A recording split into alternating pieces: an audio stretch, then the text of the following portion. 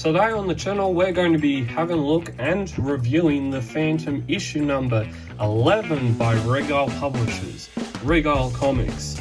We've got two stories for you today and it is in the big massive Falk birthday special. We've got the Waterman and the Albie.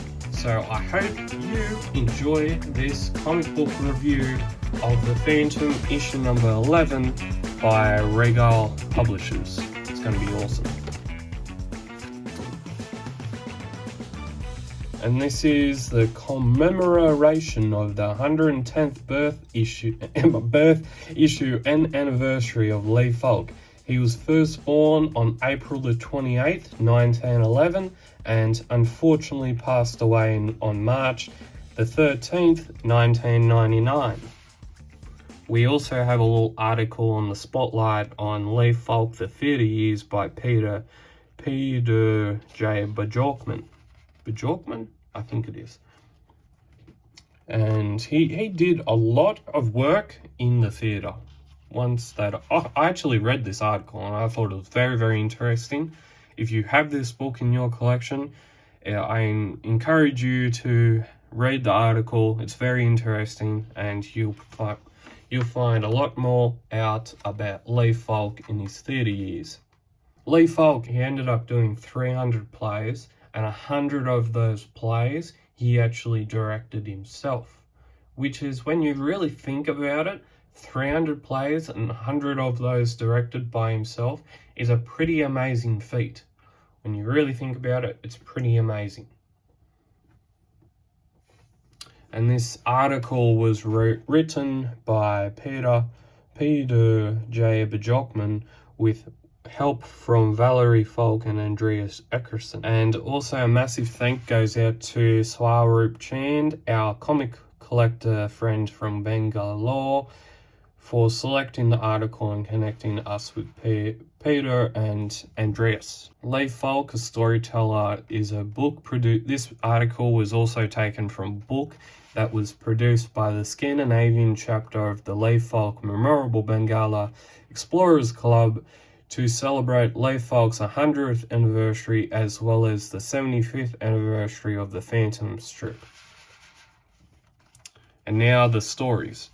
Story number 1 consists of The Waterman, and it was originally created by Falk. Art was supplied by George Olsen and Fred Fredericks, and the cover art for this issue was supplied by Vincent Moses Raja. We have a little excerpt on who the Phantom is, what he is, for all the Phantom fans and young fans that don't actually know who the Phantom is and has little experience reading the Phantom. So this is like an introduction to the Phantom, pretty much. And then we have the Waterman. The Waterman, is he a man in water? No, he isn't. He could be. On a remote Bengala Bay, we have the pirates attack a merchant ship. Son of the captain overboard sees his father killed. For those who came in late, sole survivor of a pirate attack years ago, saved by friendly pygmies, past an ancient god of just ice to a strange cave, finding his father's killers and an oath on that skull. Devote my life to destroy privacy, cruelty, and injustice. My sons and their sons will follow this task generation after generation they have. Always the same man, the legend grew an immortal man. Phantom man cannot die, ghost who walks. Today our Phantom, the 21st nemesis of evildoers, he works alone. The Phantom, the ghost who walks. The 21st of his line. Moetwan was a waterhole, now a country club and metropolis. To the east, trackless, unexplored jungle, Phantom country. In Phantom country, many folk. First in deep woods, the band are pygmy poison people, loyal friends, largest tribe when Beezy and Lana go friends of Ghost Who Walks. 200 feet above the forest floor, the rope people, Phantom friends. The sticky nets of spider catch game and foes or friends. Sorry, Phantom, not for you. Thanks a lot. The Queen Kulana of Kul loves to get married. When they die, she has them stuffed, which is very, very, very, very despicable.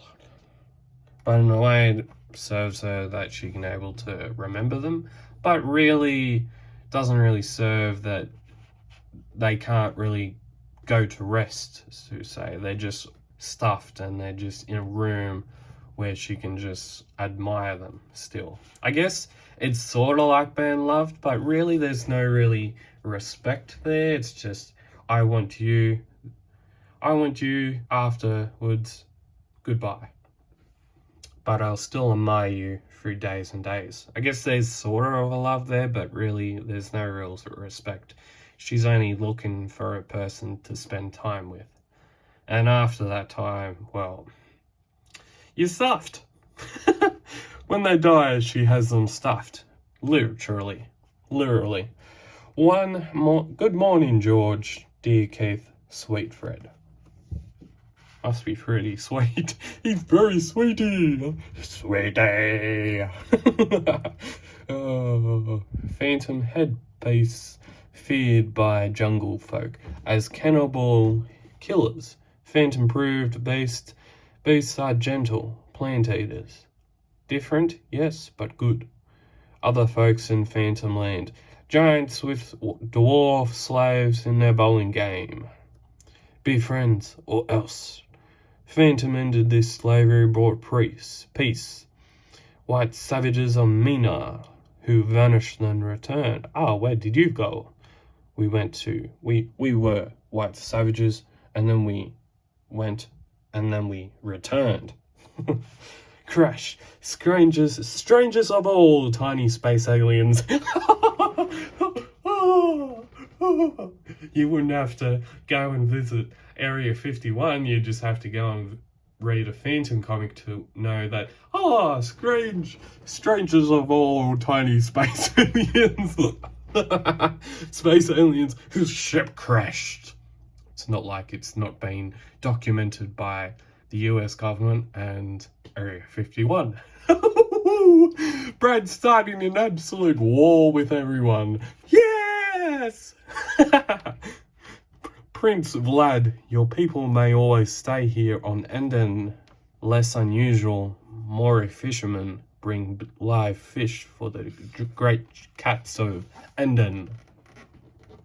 In Phantom's Isle of Enden, all animals live in peace. Prince Vlad of little people. If the cats turn on the animals, there's no fish. The cats will turn on the animals, and it'll be a big, massive massacre. Hopefully not. More serious, no fish for Enden. Mystery, why have the Mori stopped fish? Angry jungle folk. No fish. We are hungry. We start war. Not funny, Brad. Alarmed, Prince Vlad wakes up the cave monster.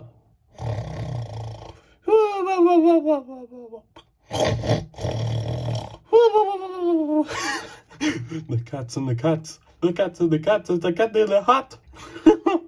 His Brad's on fire. He wakes up boldly. Wake up. Ah! Both know if the cats taste hot blood, it's end of Enden. Ooh, Skara. The dolphins are out of the lagoon. There's a shark. It's going to attack, but it's not because the Phantom ends it. He ends it with savagely attackness. Nah, he just ends it so people can eat, and those people being animals. Then they have the discussion of why Mori aren't fishing, and then we believe that there is watermen in the water, and they communicate telepathically. The Phantom tries hard, he speaks to them, and then he goes and visits them, and the Mori are very, very, worried that the Phantom won't come back. But then he speaks to them, he knows that he can't hold his lungs because if he holds his lung too much, he's probably going to die. So he goes back to his home, he goes back to the land, gets some scuba diving gear, and goes back down. He finds that sharks are the guardmen to the underwater kingdom, and they are then led by, they've got collars on them, they have leads on them, and they're pretty much controlled by the watermen, which are these little freaky little dudes. And they are not just dudes, they're also, well, they're both amphibians and man. The Phantom gets taken down to the Water Kingdom. The lights phosphorescent coral. Now what? He then sees that there's these bubbles that allow them to breathe underwater, and the Phantom is already skeptical that even works. Take off the gear. No, I'll die. If you do not, you die. If you do not trust us, you die a horrible death. Why do you refuse Maury to fish? He then speaks to them. We will follow. Air moves with me. Another of their amazing secrets. Our babies, our nursery, our sacred fish, understand? Not yet. The sacred fish are able them to raise their people, raise their sacred fish, raise their live young. And then one of the seamen, one of the watermen gets trapped by a big massive octopus. And the Phantom then goes out with his gear. He absolutely tries and finds the heart. He finds the heart. The octopus dies. And so, saving one of the watermen, he encourages them to find an agreement where all disagreements are left off the table, and they are then come in peace with the Maury. And then Maury understand that they can't go and fish every fish, and if they find a sacred fish, they have to let it go. So the Maury have fish, the jungle people come and they buy, and all things are well again for the big great cats and the jungle folk. The grass eaters watch happily, safe now, sacred fish of water people back into sea. For the air people and water people, a happy ending. Story number 2 is the Albi. On the western sea, Mauritania capital and port of Bengala, where animals drink, city people play. To the east, Phantom Land, 1,000 miles of unexplored jungle with many Phantom friends and enemies. Among friends, the great Wembezi Kingdom. And then we go to the rope people and so on, and we go to the treehouse, so on, your new home. Wow, is it safe and sound, have a ride. The Phantom heads up to the Spindari, a sticky world of spiders, webs, and if you're caught in them, you're almost fairly done. You're done over like a roast on Sunday. Why would he free that beast? The Phantom never kills. He frees a leopard and never kills. Drink deep, friends, a long ride ahead. Now the Ungaro. Let's hope they haven't gone back to their old ways. The Ungaro used to be former headhunters. Now they work with wood. They welcome the Phantom, goes to walks. Welcomely. And then they go to another place of the rope people and hidden, and then the rope people say, we've seen them. And the Phantom asks about the Albi, because there's going to be an impending war over there between two jungle tribes, and that will end the Phantom peace. We've never seen them, but we hear they are different, hidden behind their stone walls, fearful and suspicious of all others. Not wise to go there now, Phantom. Necessary, farewell. Thank you for holding hero. Return soon, friend. Who are the Albi? And why do they fear the jungle? Well, soon know. They fear the jungle because they are different than any others. The jungle fears them because they are also different than what they make out to believe. They have a self-concerning suspicion that because they don't want to go on and be a part of everyone else's families, they think that, oh, they're weird. And one of the tribes says, well, they never come, they don't want to be around us, they're being weird, and we want to start a war with them, which will end the Phantom Peace. The Phantom says, we know not your counsel. We'll handle our Albi trouble with war at dawn. And the Phantom says, how many of you will be dead at noon? You are grown men, this is childish. You dare tell me that? You say we are childish, you dare too much, Phantom. I dare anything for peace. Will you let me talk to these young ones? They are mine. Why? Just a curious idea. The Phantom says, well, do you want the men to start a war? And then they understand that war is bad and peace is good.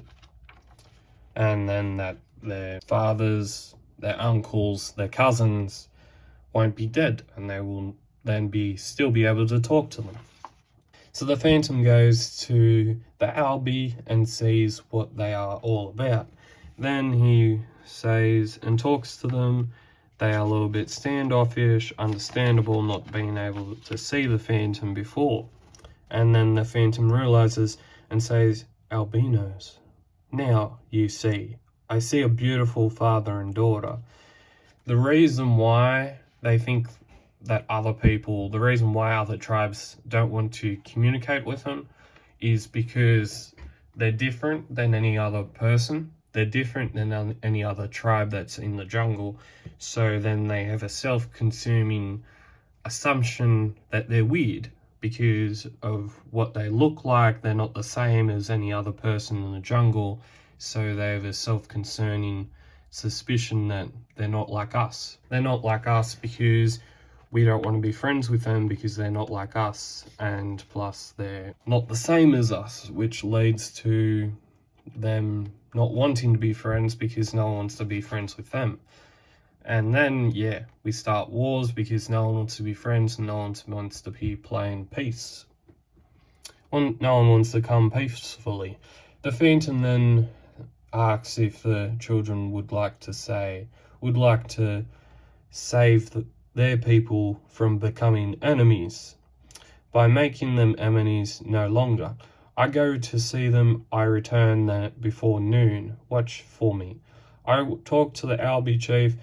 While you were gone, our kids driving us crazy, saying we don't want war, no killing, because they understand that if their fathers, uncles and cousins go off to war, they potentially don't see them again later on. They won't be able to talk to them, they won't be able to go and spear fish for them, they won't be able to go and hunt with them, they won't be able to grow up with them. So, better option, no war, no kill, no people going to be missing. Chiefs, what now? No war because the children are playing like normal children do. They play, they make friends, we all peaceful. And then after all that, one of the chiefs says, this is a miracle. You brought us peace. In all people, there's a deep basis of common sense. Your children knew it, they've done this. Now I must leave you, live in peace. In the great eastern jungle, hundreds of tribes fought for ages. Now they live under what they call the Phantom Peace. They mix and become friends, and this becomes a peaceful relationship between all tribes. Now I must leave you, live in peace and happiness, and become friends. Phantom. And that's how the Phantom creates his legacy, because he's created peace with all jungle tribes, and they respect him for that. Daddy, where have you been? Having fun, as usual. And we have the same quote that Falk said to the Associated Press in 1996. This also appears in issue number 12 of Regal comics, which we also will be having a look at on the channel, and it also appears on there in this book, and it appears in issue number 11, which is very, very interesting, because if you're a fan and you're a collector and you don't necessarily have issue 11 and you have issue 12, then you can still read the quote, I guess. I guess that's what I am, a storyteller. Some kids sing to impress their parents. I would come down and tell stories to my parents' friends. Weird stories that only a kid would tell. I guess I never stopped. That was said. Lee Falk said that to Associated Press in 1996. And there you go. There is my comic book review of The Phantom, issue number 11 by Regal Publishers and Regal Comics. I just reviewed Waterman and Albie in Lee Falk birthday special. If you enjoyed the Phantom Cave Reviews YouTube channel, then I encourage you to subscribe down below, and as always, you'll be seeing more of these types of videos coming up to Christmas and at the end of 2024. And as always, keep Phantom Caving, stay safe, and you'll see me next time on the channel.